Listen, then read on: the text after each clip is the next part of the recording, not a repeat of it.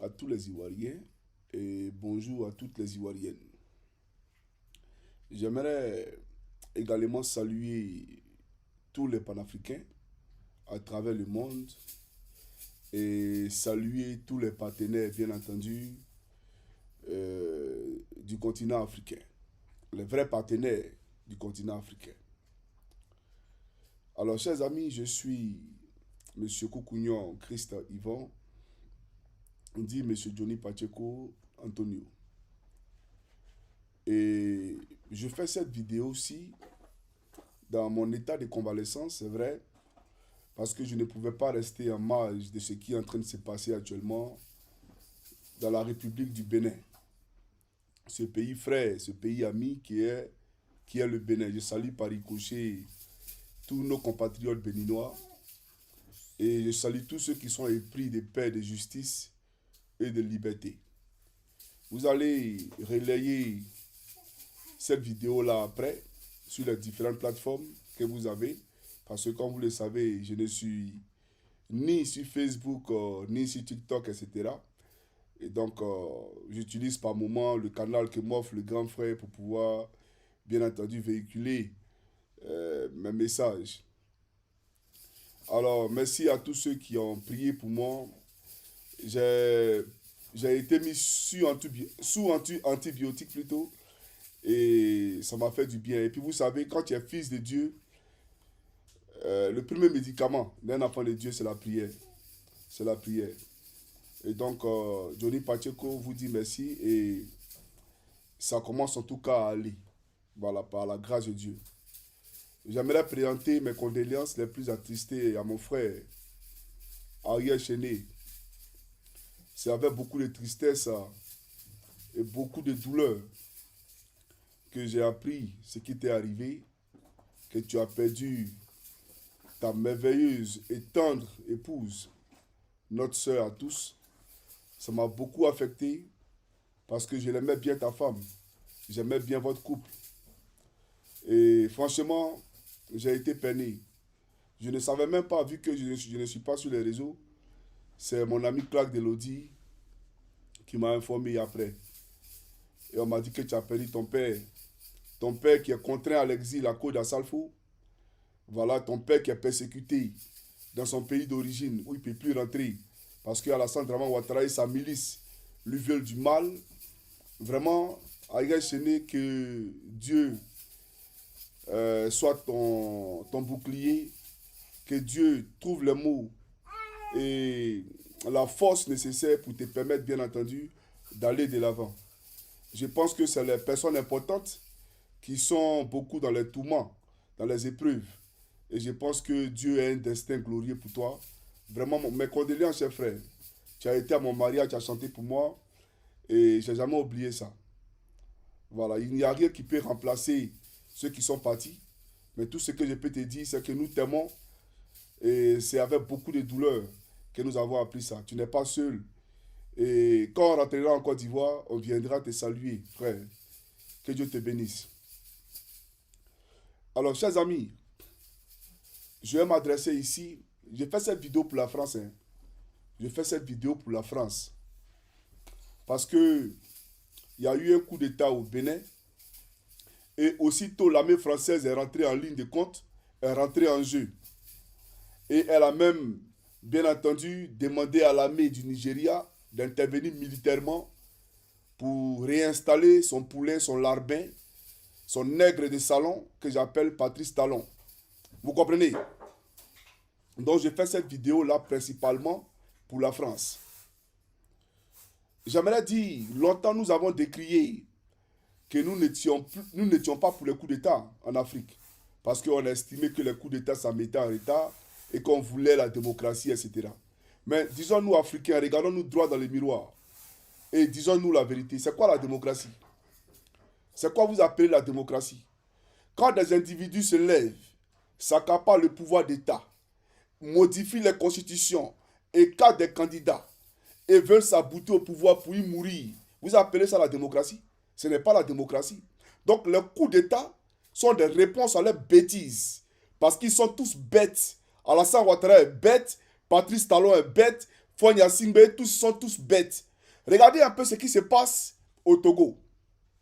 Voici quelqu'un qui, normalement, est à la fin de son mandat, qui doit quitter le pouvoir.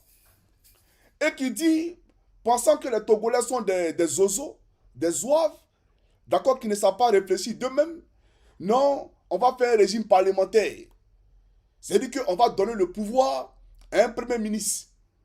Ça veut dire que logiquement, dans un état de droit, un état censé, Fonya Singbe n'est plus rien. Il n'a plus le pouvoir puisque c'est un régime parlementaire désormais. Et que c'est le premier ministre qui a les rênes du pouvoir. Et voilà que lui, Fonya Singbe, veut modifier encore la constitution pour arracher le pouvoir dans les mains du premier ministre pour, en tout cas, les reprendre à nouveau. Vous voyez un peu comment on se fout des gens. Et vous trouvez que on ne doit pas faire des coups d'État. Mais les coups d'État sont des réponses à toutes ces bêtises. Parce que ça, ce n'est pas de la démocratie. C'est de la dictature et c'est du foutage de gueule. Voilà la réalité. Fonya Singbe dit qu'il organise un congrès panafricaniste chez lui au Togo. Mais c'est ce foot des Africains. Lui, il est panafricain où? Quelqu'un qui a ligoté Lida Kwasi Moïse, qu'il a pris pour l'envoyer d'un avion d'un pays où il partait soit pour trouver la mort ou pour être en prison. Dans le pays de Draman. Lida Kwasi Moïse est venu demander l'asile. Mais si les Occidentaux voulaient se comporter comme Fonya Singbe, mais aujourd'hui, là, nous serions tous, bien entendu, en prison. Parce que combien sont les Africains qui demandent l'asile à l'étranger? Qui sont véritablement persécutés pour leurs opinions, pour leurs obédiences, que ce soit religieuses, politiques ou peu importe. Mais les Européens respectent ce qu'on appelle les droits universels, la charte universelle des droits de l'homme. Vous comprenez? Donc on n'a jamais pris quelqu'un qui demande à être protégé, qui est persécuté dans son pays d'origine, pour le ramener là où il peut trouver la mort, ou là où il peut être torturé, ou être jeté en prison. Mais Fonya Singbe a pris Lida Kwasi Moïse et il a ligoté, il a mis dans un avion pour le donner à Draman. Ce monsieur-là, ça fait des années qu'il tue les Togolais. Ça fait des années qu'il persécute les Togolais. Est-ce que vous savez depuis quand nous on a commencé notre combat contre Fonya Singbe? On a commencé notre combat contre Fonya Singbe depuis 2011. Quand le président Gbagbo Laurent a été arrêté là, quand nous sommes venus en Europe, on a commencé notre combat sur Fonya Singbe. Donc ce monsieur n'est pas un modèle. Quand il s'en va en Russie, mais c'est pour distraire l'opinion. C'est pour distraire l'opinion. Parce qu'il s'est dit que la Russie est le seul gage pour que lui, il puisse conserver le pouvoir. Puisque IB allait en Russie, Assimi Goïta allait en Russie, et comme les Africains aujourd'hui sont regardants sur la politique de la Russie, donc il faut aller là-bas pour avoir, bien entendu, vous comprenez, comment on appelle ça, je dirais la bénédiction de ces Africains-là. Donc il prend les gens pour des idiots tout simplement. Il prend les gens pour des ignares. Et aujourd'hui, on fait du clientélisme politique. On appelle certains soi-disant panafricanistes qui en réalité sont des commerçants, sont des boutiquiers parce qu'ils ne sont pas panafricains. Et on organise un forum sur le panafricanisme au Togo. C'est insulter notre intelligence. Donc Fonya Singbe en aucun cas était panafricain. Il doit quitter le pouvoir. Que ce soit par une révolte populaire ou par un coup d'État, Fonya Singbe doit quitter le pouvoir. Ceux qui mangent à lui, vous les connaissez. Voilà, tu vas prendre l'argent de quelqu'un alors qu'il méprise son peuple, il tue son peuple, les gens meurent. Toi, tu prends l'argent, non, c'est un panafricain. C'est quel panafricain? Il n'est jamais un panafricain. Fonya Singbe, en aucun cas, est un panafricain. Pour ceux qui ne le connaissent pas, c'est lui qui est là. Fonya Singbe. Un instant, s'il vous plaît. C'est lui qui est là. Lui, il est panafricain comment? Quelqu'un qui vient arracher le pouvoir dans les mains du Premier ministre, dans les mains du Parlement, pour reprendre le pouvoir, alors qu'il nous avait dit qu'il voulait faire un régime parlementaire. Mais on est dans le régime parlementaire maintenant. Toi, tu es devenu président. Vous voyez un peu l'Afrique. Maintenant, revenons au Bénin. J'aimerais dire que Patrice Talon, il ressemble à Ouattara. Ils sont pareils. Il y a un confrère, journaliste, qui était au Togo. Et qui allait en Côte d'Ivoire, invité par le pouvoir d'Abidjan pour organiser une conférence à Palm Beach, hôtel Palm Beach à Cocody. Or, c'était un guet-apens. Voilà, c'était un canular. Ils ont créé tout ça pour pouvoir l'attraper dans sa chambre d'hôtel. Par l'eau à les entourer. Et ils l'ont extradé, d'accord, au Bénin. Alors qu'il n'était même plus détenteur d'un passeport béninois. C'est-à-dire que ce n'est pas avec le passeport béninois qu'il est rentré en Côte d'Ivoire. Il est rentré en Côte d'Ivoire avec un passeport de réfugié togolais. Donc normalement, si on veut l'extrader quelque part, mais c'est au Togo. Normalement, c'est au Togo. Parce qu'il est sous la protection togolaise. Mais Alassane Draman Ouattara, au nom de l'alliance de nègres des maisons qu'il a avec Patrice Talon, parce que les patrons à eux, c'est Macron. Et donc, on prend ce dernier-là qui est journaliste et on s'est dit qu'on l'envoie au Bénin, là où on sait qu'il peut trouver la mort, là où on sait qu'il peut aller en prison, il peut être torturé. Donc, ce n'est pas les êtres humains qui nous dirigent. Ce n'est pas les êtres humains, ils sont là pour protéger les acquis, les intérêts et les intérêts de ceux qui les ont placés au pouvoir, notamment la France. C'est tout. Vous comprenez? Mais voici aujourd'hui l'armée qui s'élève. Moi, j'ai vu la déclaration de ce colonel, on va suivre ça ici. Béninoises et Béninois, bonsoir. Je suis le colonel Tigri Pasta. Depuis ce matin, nous avons lancé une opération qui consiste à libérer le peuple béninois de la dictature de Patrice Talon et des libertés qu'il a longtemps arrachées au peuple béninois. Nous vous invitons à un soutien massif de notre action et nous appelons le gouvernement français à ne pas du tout s'initier dans les affaires intérieures de notre très cher pays, la République du Bénin. Voilà. Ce que je retiens ici, c'est son message de fin. Le mot de fin, il a demandé à la France de le laisser tranquille. Mais je me demande, que cherche la France dans une affaire entre Béninois? Que cherche la France dans une affaire entre Africains? Que cherche l'armée française au Bénin?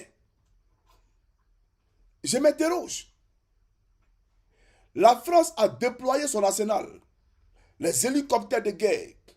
Et voilà le Nigeria qui tombe dans une bassesse immonde, où l'armée du Nigeria vient attaquer l'armée béninoise. Parce qu'il faut installer l'ami de Macron au pouvoir. Donc, peuple béninois, peuple ivoirien, aujourd'hui là, vous comprenez, quand on vous dit que ceux-là, c'est les esclaves des salons, des nègres des maisons à la solde de la France, vous comprenez. Sinon, pourquoi déployer tout son arsenal?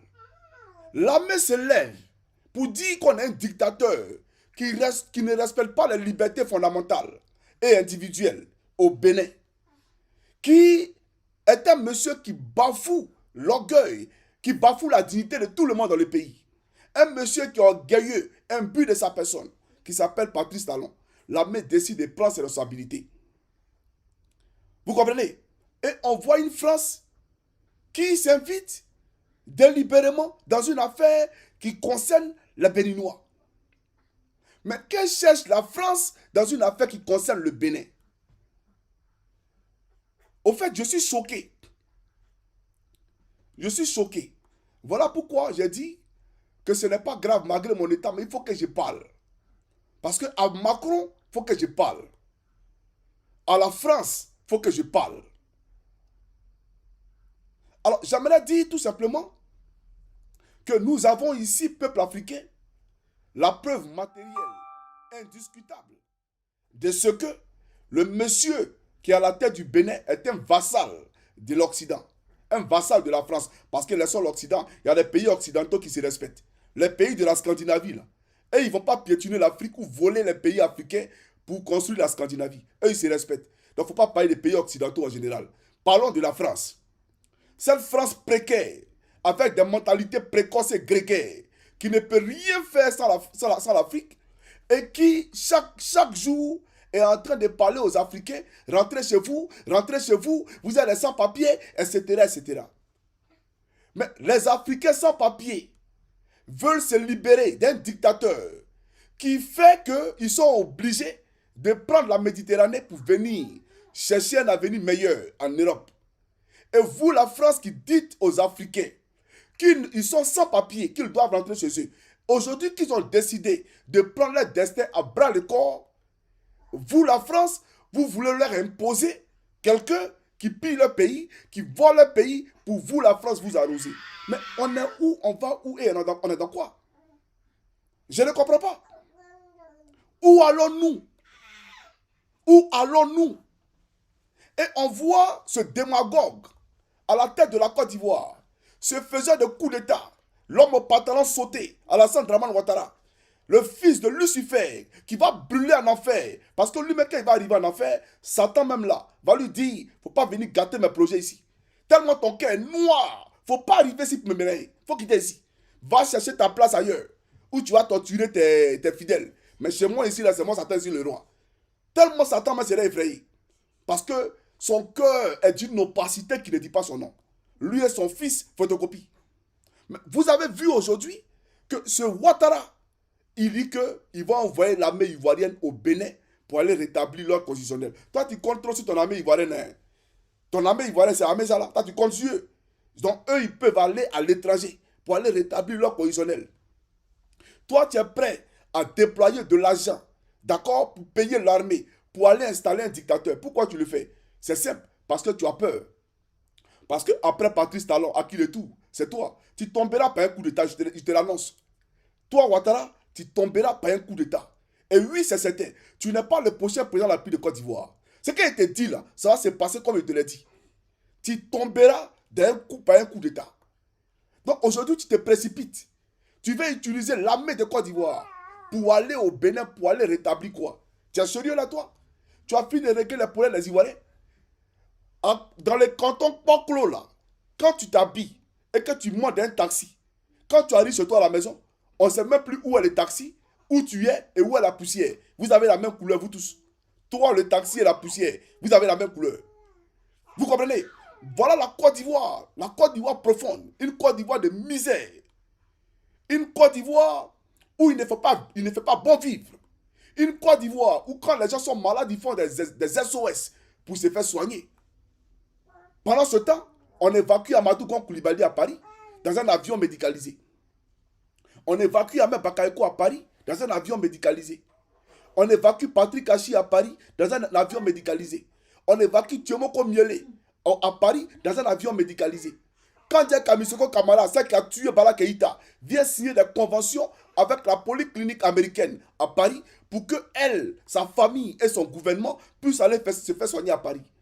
Voilà la réalité. Voilà la démagogie dans laquelle la Côte d'Ivoire est inscrite. Et ce dictateur né, ce sanguinaire, Alassane Dramane Ouattara, veut aujourd'hui utiliser l'armée de Côte d'Ivoire au-delà de nos frontières. Mais tu as fini de relever les défis que nous avons dans notre pays, les défis auxquels nous sommes confrontés dans notre pays. Et c'est maintenant à l'extérieur de la Côte d'Ivoire que tu vas aller agir. Parce que tu veux donner un message, tu as peur, parce que qui a le prochain? Mais tu n'échapperas pas à ton sort, Alassane Dramane Ouattara. Et toi, tu mourras, comme je te l'ai dit. Tu mourras et ton petit frère mourra. Ce n'est pas un débat. Tu vas mourir, frère. Ce qu'elle te dit là, tu vas voir. Mais tu seras chez Satan quand tu vas voir ce qu'elle te dit là. Tu comprends ou pas? Quand tu as lutté sa place et lui là-bas là, tu vas comprendre ce qu'elle te dit. Mais écoute-moi très bien. Écoute-moi très bien. L'armée de Côte d'Ivoire a mieux à faire que d'aller régler un problème au Bénin. Parce que le problème auquel les Béninois sont confrontés, c'est le même problème auquel les Ivoiriens sont confrontés. Donc l'armée ivoirienne doit se comporter comme l'armée béninoise. Tu comprends? En te sanctionnant. C'est-à-dire que t'es stipant, c'est-à-dire qu'on doit t'écraser, toi là, on ne doit plus te voir. C'est ça la réalité. Donc, vraiment, tu es perdu, Alassane Ouattara. Tu es vraiment perdu, tu as perdu la boule. On va aller au Bénin pour aller rétablir l'ordre. Va les attaquer. Va les attaquer. Un nègre de salon au service de Macron. Toi, tu vas aller prendre arme pour aller tuer tes frères noirs. Si les Béninois, toi, tu es Béninois. Tu es Béninois. C'est que les Béninois vivent, tu vis à eux là-bas. Maintenant, tu vas nous parler de CEDEAO. La CEDEAO, dis-moi, il y a quel CEDEAO qui existe? Quand les Français ou les Européens parlent de l'Union européenne, ou qu'ils parlent de Schengen, c'est-à-dire entre eux, il n'y a pas d'accord de frontières. Quand je quitte en Finlande et que je vais, d'accord, en Norvège, il n'y a pas de droit, d'accord, il n'y a pas de frontières. Bon, la Norvège même, c'est un autre cas parce qu'ils sont dans le Schengen, mais ils ne sont pas dans l'Union européenne. Mais parlons des pays de l'Union européenne. Les pays de l'Union européenne, il n'y a pas, d'accord, de contrôle, de douane en eux.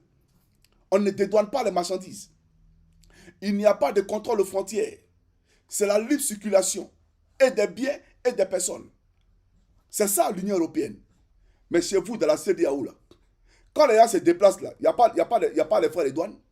Quand les marchandises quittent au Bénin pour aller au Togo, les Togo ne dédouanent pas. Quand les marchandises quittent au Togo pour aller au Ghana, les Ghanéens là, la douane ne dédouane pas. Quand les marchandises quittent au Ghana pour venir en Côte d'Ivoire, la douane ivoirienne ne dédouane pas. Même les passagers, les simples passagers, vous les raquettez comme si la nationalité là, elle s'inspirait. Quelqu'un, sa carte d'identité n'est plus d'actualité, c'est-à-dire est expirée. Mais on dit qu'il n'a qu'à donner l'argent. Comme si, parce que carte d'identité là, c'est expiré, il n'est plus ivoirien, ou il n'est plus ghanéen, ou il n'est plus citoyen de la CEDEAO. Vous ne respectez rien de la CEDEAO. Et vous pensez que vous pouvez vous lever et prendre l'armée de Côte d'Ivoire, aller au Bénin pour aller installer un dictateur. Qu'est-ce qui a marché dans la CEDEAO? Qu'est-ce qui marche dans la CEDEAO? Une CEDEAO qui est subventionnée par Paris. Mais c'est normal. Quand la France te finance, mais c'est normal qu'elle te dise ce que tu dois faire.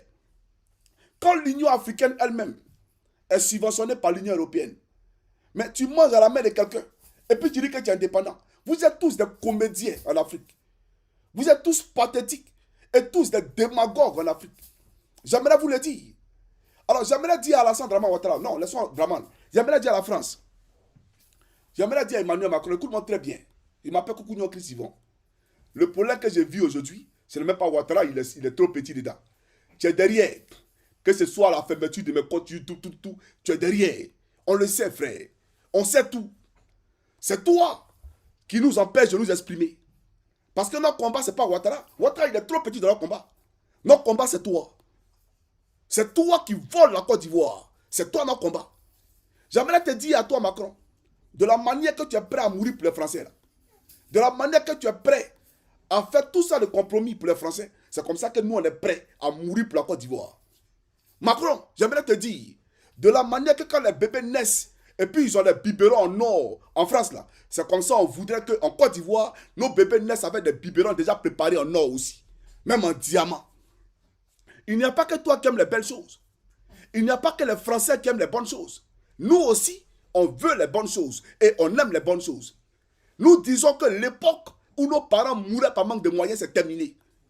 Nous disons que l'époque où les Libanais avaient, bien entendu, une hégémonie sur, d'accord, l'économie de notre pays, c'est terminé. J'aimerais même ouvrir une parenthèse pour dire aux Libanais. Tu es Libanais, tu dis que tu as acheté terrain en Côte d'Ivoire. Tu es Libanais, tu dis que tu as acheté, je ne sais pas quoi en Côte d'Ivoire. J'aimerais te dire, d'un futur très proche, quand Drama tombera, on ne va même pas te restituer 5 francs d'un terrain que tu as acheté. Mais ça te sera arraché. On va t'arracher le terrain sans te restituer 5 francs. Tous les citoyens libanais qui sont en Côte d'Ivoire, qui disent qu'ils sont citoyens ivoiriens, vous serez déchus de votre nationalité. Vous n'aurez pas la nationalité ivoirienne. Parce que moi, je préfère même qu'on donne la nationalité à un citoyen français. Parce que la France donne la nationalité aux Ivoiriens. Je préfère qu'on donne la nationalité à un citoyen américain ou à un citoyen scandinave. Parce qu'en Scandinavie, ici, nous sommes nombreux à avoir acquis, d'accord, obtenu la nationalité des Scandinaves. Mais chez vous, au Liban, non seulement vous ne donnez pas vos papiers à quelqu'un qui est en train de m'appeler, non seulement vous ne donnez pas vos papiers à quelqu'un, Rakas, voyez qu'on entame les...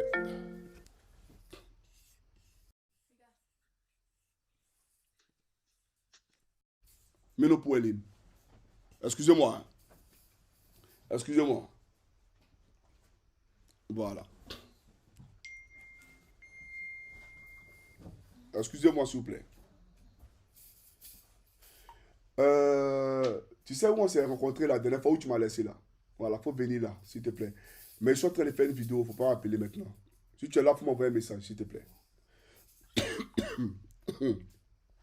Désolé. J'aimerais dire aux Libanais, écoutez-moi très bien, l'ambassade de Côte d'Ivoire au Liban sera fermée.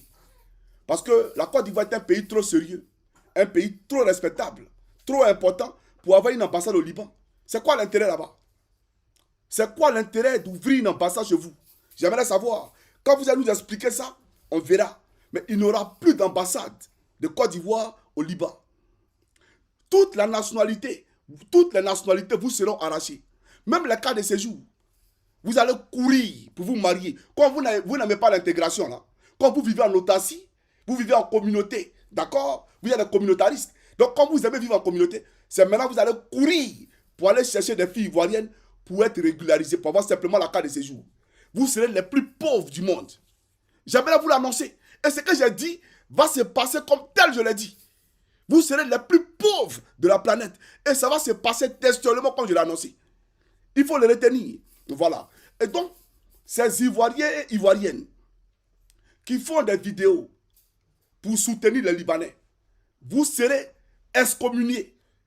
On va vous prendre, vous allez partir au Liban. Voilà. Comme vous aimez trop le Liban, vous allez aller au Liban là-bas. Vous allez faire des vidéos pour soutenir les Libanais chez eux là-bas. Et vous allez prendre la nationalité. Vous n'êtes plus Ivoirien. Ce qui est dit là, ça va se passer comme je l'ai dit. Vous comprenez? Je reviens maintenant sur Macron.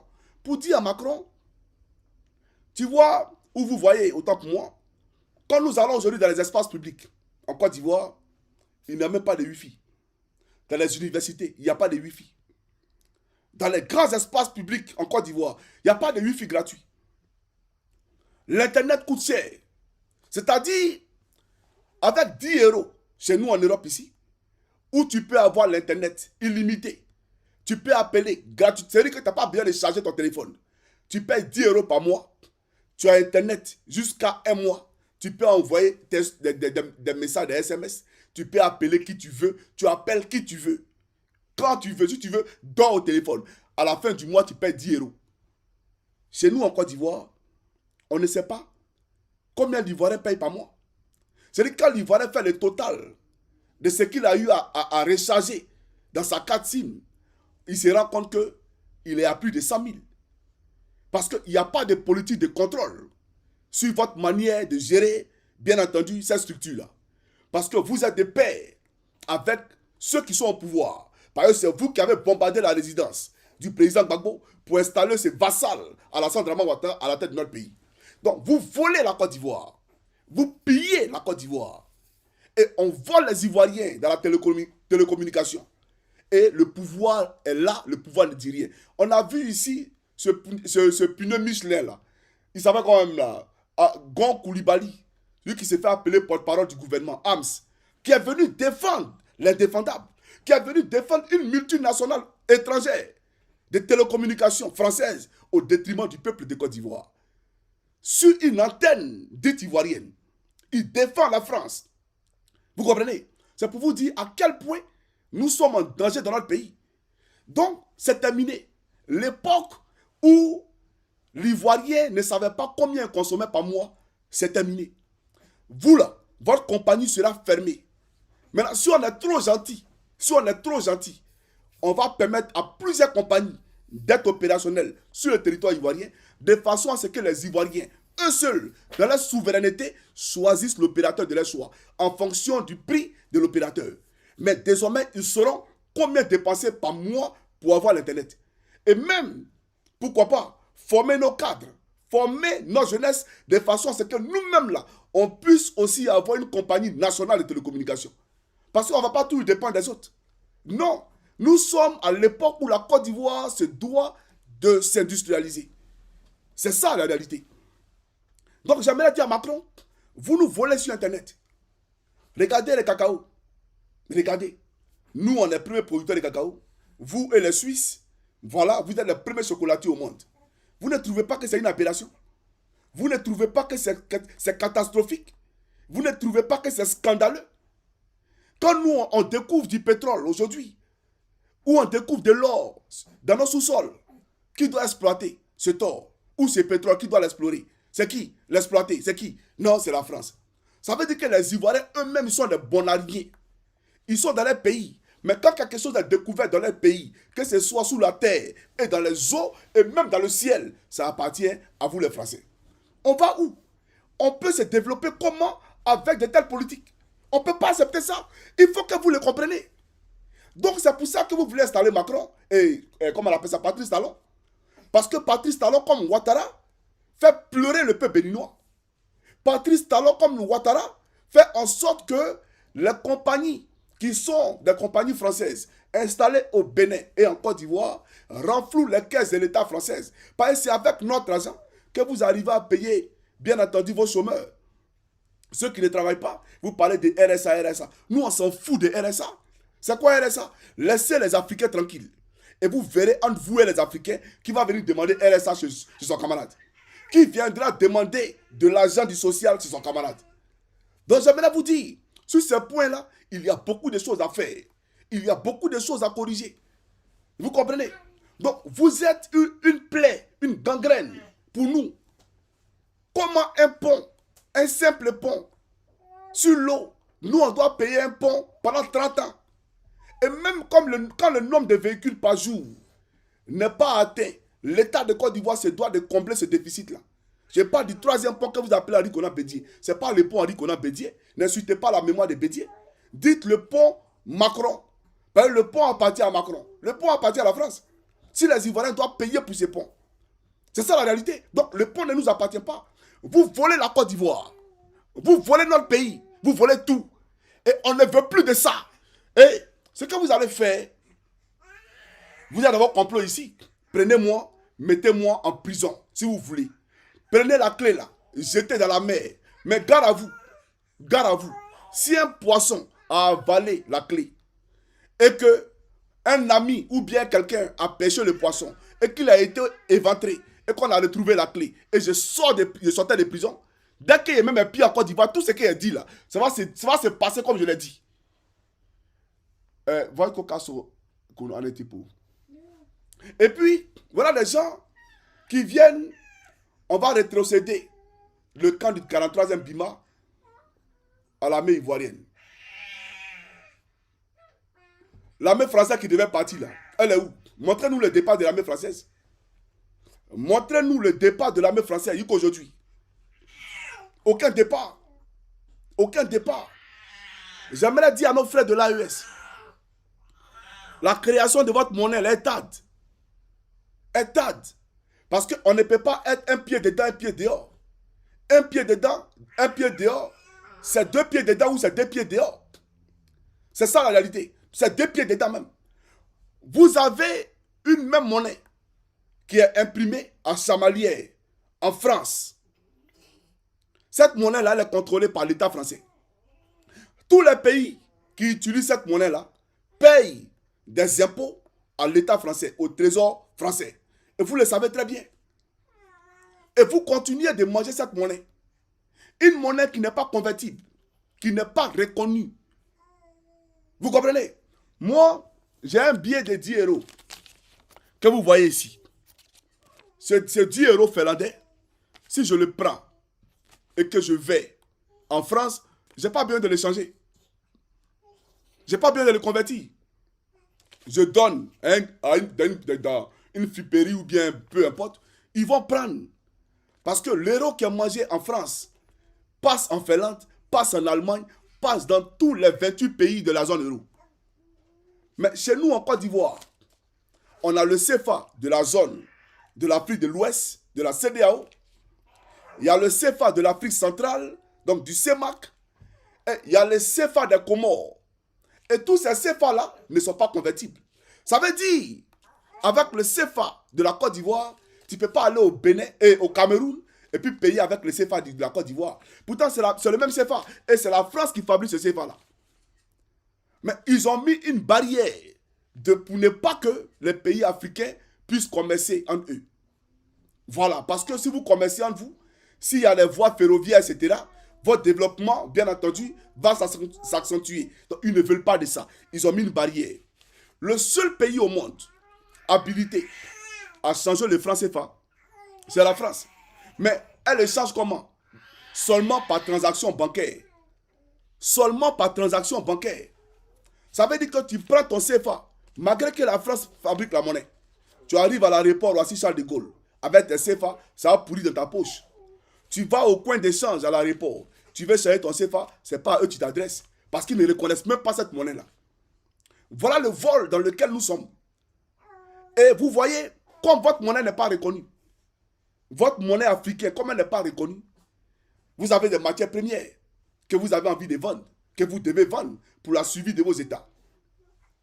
Et donc, quand vous voulez vendre dans le seul pays au monde habilité à faire, d'accord, la négociation, à marchander entre vous et ceux qui veulent acheter vos produits, c'est la France. Et donc, ces démarcheurs-là, qui sont les Français, ils ont 55% sur tous les produits que vous allez vendre. Est-ce que vous comprenez ce qu'elle dit? Ça veut dire que quand tu veux vendre ton cacao aux États-Unis, c'est eux qui vendent ça pour toi. Et ils ont 55% d'office sur tous les produits d'exportation. Mais la France a colonisé combien de pays? Plus de 14 pays africains. Et imaginez 14 pays africains qui, bien entendu, exportent les matières premières. Et c'est la France qui vend. Et sur chaque, d'accord, transaction, elle a 55%. Maintenant, les autres pourcents, 45 là, elle fait quoi? Elle ne vous donne pas. Elle a ouvert un compte d'opération au niveau de la Banque de France. Et dans ce compte d'opération-là, elle met votre argent. Et vous savez ce qu'elle fait? Avec cet argent-là, qui vous appartient logiquement, elle regarde, en Côte d'Ivoire, on a besoin d'eau potable dans la ville de Gagnoa. Je donne crédit. Je donne crédit 100 milliards à la Côte d'Ivoire. Oh, au Togo, on a besoin de temps. Je donne crédit 100 milliards au Togo pour construire des écoles. Avec ton argent, on t'endette. C'est-à-dire que tu as vendu tes produits. Tu n'as pas vu l'argent de ton produit. Et on prend ton argent pour venir t'endetter. Voilà dans quoi on est depuis des décennies. Voilà dans quoi on est depuis des décennies. Ça va continuer jusqu'à quand? Ça va continuer jusqu'à quand? Et donc, que la France arrête ce qu'elle est en train de faire au Bénin. J'aimerais dire à l'armée béninoise, si vous avez renoncé, si vous avez abdiqué dans ce dans quoi vous êtes, vous serez tous éliminés. Ils vont tous vous éliminer. Actuellement, vous êtes là, vous êtes dos au mur. Voilà comment on dit à la guerre, comme à la guerre. Vous êtes dos au mur. Soit vous libérez le peuple béninois de ce joug néocolonial et de la dictature fascisante de, comme on appelle ça, de Patrice Talon. Soit vous-même là, vous allez mourir tout simplement. Parce qu'ils ne vous laisseront pas.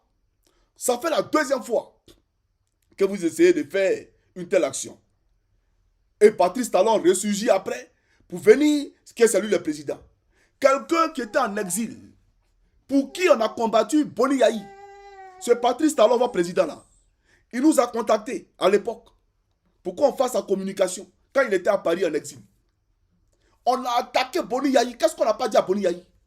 Que c'est inconcevable qu'un Africain mais envoie son propre frère africain à l'étranger et l'interdise de rentrer dans son pays d'origine.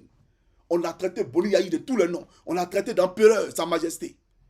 Mais regardez votre gars là. Depuis combien d'années il est au pouvoir? Regardez son comportement. Regardez son comportement.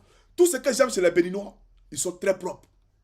Non, je le dis. Le Bénin est 100 000 fois plus propre que la Côte d'Ivoire. Je les respecte. En termes de propreté. Mais ils étaient propres avant que Patrice Talon arrive. Les Béninois là, ils étaient propres avant que Patrice Talon arrive. Et on parle de construction de routes.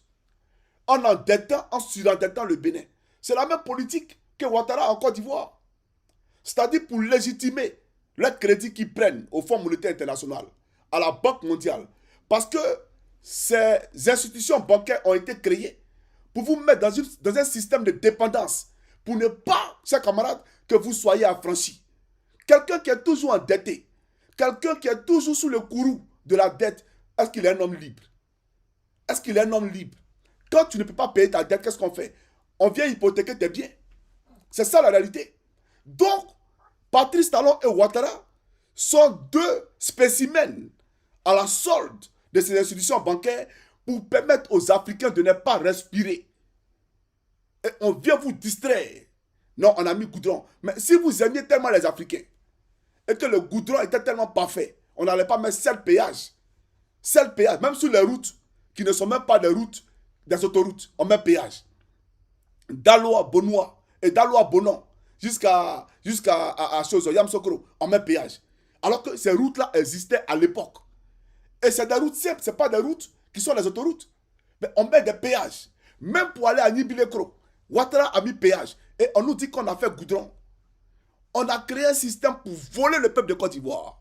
Pour voler le peuple béninois. Et tous ceux qui en profitent, c'est qui? eux, leurs enfants, et la France qui les a installés au pouvoir. C'est ça la réalité. Donc, j'aimerais dire aux Béninois, il faut soutenir votre armée. C'est vrai qu'on a dit qu'on n'est pas pour le coup d'État. Mais les coups d'État sont aussi conditionnels. Les coups d'État ne sont pas seulement militaires. Les coups d'État sont aussi conditionnels. Vous comprenez? C'est parce qu'en Europe, les Occidentaux respectent la loi qu'il n'y a pas de coup d'État en Europe. Quand un chef d'État est élu et qu'il doit faire 2 mandats en Europe, il le fait et il s'en va. La preuve, Barack Obama est parti. La preuve, Donald Trump est parti. Il n'est pas venu par un coup d'État. Il s'est fait réélire par le peuple américain. Mais chez nous, on change la constitution. On modifie la constitution. Et vous voyez ce que ça donne. Donc, les coups d'État sont un salut pour le peuple africain face à cette dictature grandissante qui ne fait que prendre de l'ampleur dans nos États. C'est ça la réalité. Donc, des gens comme Denis Sassou Nguesso, Fonya Simbe, il s'appelle comment ce gars-là, Alassane Draman Ouattara, tous ceux-là, c'est les gens qui ont un mal pour le continent africain. Pour le continent africain. Ils ont tellement fait mal aux gens, ils ont tellement des morts dans les placards qu'ils ne veulent pas quitter le pouvoir. Parce qu'ils savent que s'ils quittent le pouvoir, c'est fini pour eux. Ils vont aller en prison ou ils craignent des représailles. Malgré toute la garantie qu'on peut leur donner, ils ont peur. Parce que c'est les gens qui ont régné dans le sang et qui ont fait des rébellions pour venir au pouvoir. Vous comprenez? Donc voilà pourquoi on vous demande de diriger avec la crainte du Christ. La crainte de Jésus-Christ. Mais non seulement vous avez rejeté Jésus, vous avez épousé des dieux qui ne sont pas nos dieux. Vous avez épousé la franc-maçonnerie. Des religions importées. Comme si la malédiction de l'Éternel, elle n'était pas suffisante. Parce qu'à l'époque, nous sommes détournés de lui. Il a permis à ce que des Occidentaux arrivent sur le sol africain avec des bateaux pour nous prendre, pour nous envoyer dans les plantations, pour nous contraindre bien entendu à travailler. C'est ça la réalité. Mais ça ne suffit pas. Vous avez décidé d'épouser volontairement d'autres cultures, d'autres obédiences et d'autres dieux, d'autres faux dieux. Parce qu'il n'y a pas de Dieu en dehors d'Élohim. Il n'y a aucun Dieu sur la terre et partout dans les eaux, dans le ciel, en dehors d'Élohim. Vous comprenez? Votre soi-disant Dieu, c'est un trompeur. Voilà pourquoi vous trompez le peuple. Voilà pourquoi vous êtes des menteurs. Donc j'aimerais dire à l'armée béninoise, quand on rentre au Bénin, il y a la statue des femmes d'Ahomey. On les appelle, comment on appelle ça, à l'époque de Béhanzin. C'était des femmes qui ont libéré le Bénin. Vous comprenez? Si des femmes ont pu libérer le Bénin, elles étaient face aux Français hier. Ah oui, elles étaient face aux Français hier. À l'époque, il n'y avait pas Kalash. C'est un coup de poing et un machette. Elles se sont défendues. Et elles ont libéré le Bénin. Un pays qui n'est pas africain, un pays qui est à l'étranger, à 6000 km, lui va venir avec ses hélicoptères. Là où l'armée prend ses responsabilités, lui, il va venir vous dire, non, c'est lui là, on Mais j'aimerais vous poser une question. Africain, qui êtes-vous véritablement? Parce qu'on ne peut pas avancer si vous ne vous connaissez pas vous-même. Ou si vous ne connaissez pas votre importance dans la vie que vous menez sur la terre. Êtes-vous des sujets des Français? Êtes-vous des esclaves des Français? Êtes-vous des sous-hommes? Mais pourquoi c'est vous qu'on doit toujours malmener? C'est vous qu'on doit toujours piétiner, guider. Comme si les Français avaient un degré de supériorité sur vous. Je ne comprends pas. Je refuse. Donc si tu ne te connais pas toi-même, tu ne pourras pas avancer. Tu ne pourras pas avancer. Il faut te connaître toi-même. Qui est Macron pour venir vous imposer, lui, ses idéaux ou son calendrier? Quand les Français découvrent du pétrole dans les sous-sols, c'est les Béninois qui vont exploiter ce pétrole-là. Quand ils découvrent de l'or dans les sous-sols, c'est les Béninois qui vont exploiter l'or là. Mais pourquoi c'est le contraire chez nous? Vous allez vous réveiller quand? Dieu vous a donné ce tort pour vous occuper de vos populations. Dieu vous a donné du pétrole, du manganèse, une richesse naturelle pour vous occuper de vos populations. Mais vous êtes les plus malheureux sur la terre. Vous êtes les plus hideux sur la terre. Et jusqu'à quand on va laisser faire? Nos enfants n'ont pas droit au bonheur. Nos parents n'ont pas droit au bonheur en Afrique.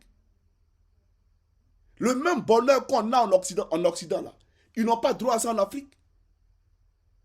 Vous jusqu'à quand vous allez continuer à laisser ceux-là venir piller vos ressources?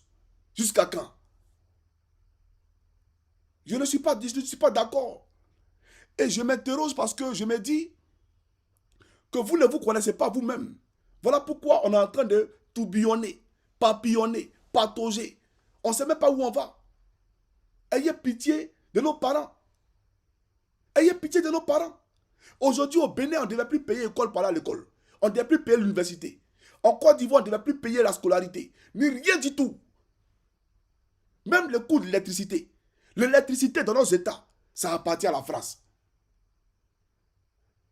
L'eau que nous buvons, on dit Sodeci, ça appartient à la France. Mais on va se réveiller, on est où les gars? Moi je ne comprends pas au fait. Qu'est-ce qui se passe? Et c'est les mêmes qui nous persécutent ici, sans papier, allez chez vous. C'est de la foutaise. C'est de la foutaise. On est sans papier. Et vous volez nos matières, vous ne voulez pas qu'on soit autonome. Et quand je le dis même, au fait, c'est m'insulter moi-même. Parce que quand il dit, vous ne voulez pas, comme si eux, ils peuvent m'imposer quelque chose. Moi, Johnny Pacheco, à la tête de la Côte d'Ivoire, moi, il a dit, la France m'empêche de faire ça. Oh, soyons sérieux, les gars. Il faut qu'on soit sérieux. Ça se passe comme vous le voyez, parce que Ouattara le veut, parce que Macron le veut, et parce que Patrice Talon le veut, parce que Faure, etc., parce qu'il le veut, tout simplement. J'ai dit aux Béninois de soutenir les armées. De soutenir les armées. De ne laisser personne en dehors de l'armée béninoise et en dehors du peuple béninois venir vous dicter un calendrier. Quant au Nigeria, honte à eux. Je ferai une vidéo en anglais pour m'adresser à eux. Je ferai une vidéo en anglais pour m'adresser à eux. Que Dieu bénisse le Bénin, sauf Patrice Talon. Et son Draman. Que Dieu bénisse la Côte d'Ivoire, sauf Draman. Chers frères ivoiriens, je vous aime. Et ne désespérez jamais. Ne désespérez jamais de ces combats-là. Vous avez compris ce que je vous dis? Ne désespérez jamais de ces combats-là. Moi, je ne suis pas un sous-homme. Moi, je ne suis pas l'esclave de quelqu'un. Et vous n'êtes le sujet de personne. Vous n'êtes les esclaves de personne. Votre pays vous appartient. Et votre pays vous sera restitué. Ce n'est pas un débat. Nous là, notre mission sur la terre, c'est de laisser un pays sous emprise de personne à nos descendants, à nos progénitures. Ce n'est pas nous qui allons laisser nos enfants mener un combat pareil. Et on doit mener ce combat-là. Ce combat, c'est à nous de le mener pour que nos enfants respirent. Vous avez compris? Vous ne voyagez pas, donc vous ne comprenez pas ce que j'ai dit. Mais je veux tout ce que les Français ont comme acquis, comme avantage. Je veux ça pour les Béninois, je veux ça pour les Togolais, je veux ça pour la Côte d'Ivoire.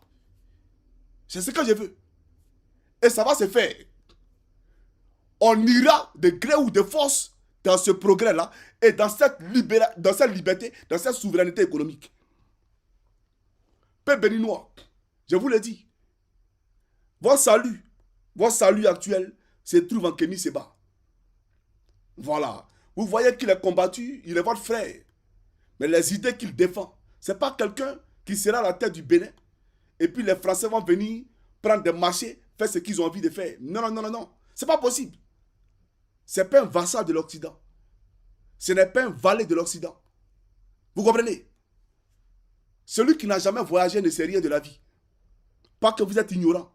Mais j'aimerais vous dire, votre salut actuel se trouve dans les mains de Kémy Séba. Je demande à l'armée de prendre ses responsabilités. Et il est temps que l'armée en Afrique vienne bien entendu pour tamiser. D'accord? Pour purifier ce continent-là. De façon à ce que les Africains puissent renaître véritablement de nouveau. Je vais m'arrêter là. Que Dieu bénisse la Côte d'Ivoire et le Bénin. sauf Talon et Draman.